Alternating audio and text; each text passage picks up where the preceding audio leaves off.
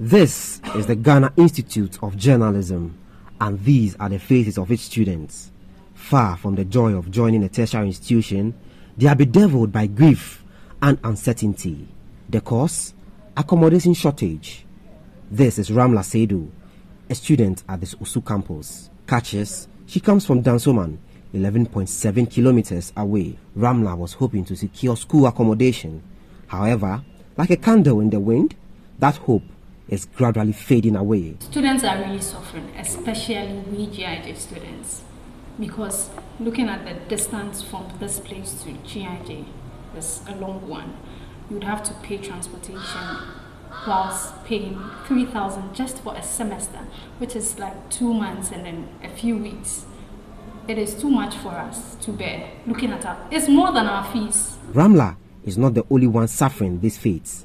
Cynthia is another victim of the shortage. She was lucky to get a place to lay her head on, but that is all it is, a place to lay her head, not dignified for human living. In terms of accommodation in GIJ, it's very bad. Okay. The school doesn't have a hostel, so the private ones we have,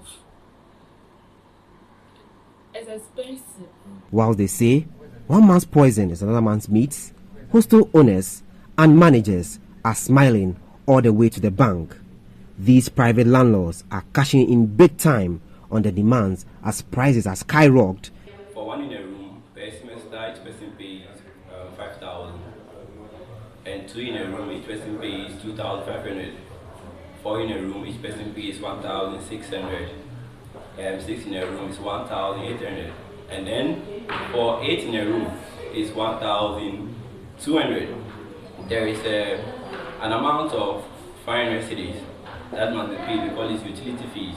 However, accommodation shortage is nothing new.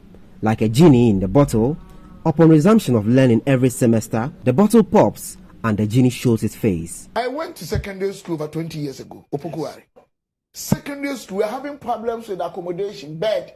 20 years ago, our population can't get bed. So why is it that Africans, why is it that Ghana, the very problem that we had about 20 years ago, we still have those problems today. We cannot solve any problem. Following the public outcry, the State Housing Company Limited is seeking to intervene. According to Kobna Mpofo-Appiah, it is time government ventured into student accommodation to offer reprieve for students and their parents. The reason why the role of a company like State Housing is critical in this market is that if State Housing is building more hostels, or either government is building more hostels, what it means is that the demand and the supply curve is going to thin out. And then if the private sector would then have to be forced to match whatever that State Housing or the government is providing. So that will mean that they will have to come down with their prices. Because if the demand is exceeding supply the way that it is now, that is when people charge anyhow. Looking at the University of Ghana as a case study, this year, close to 11,000 students were admitted. However, only 2,000 beds are available in both residential halls and private hostels around the school. This leaves over 9,000 students stranded across the school. Makes me wonder how many more are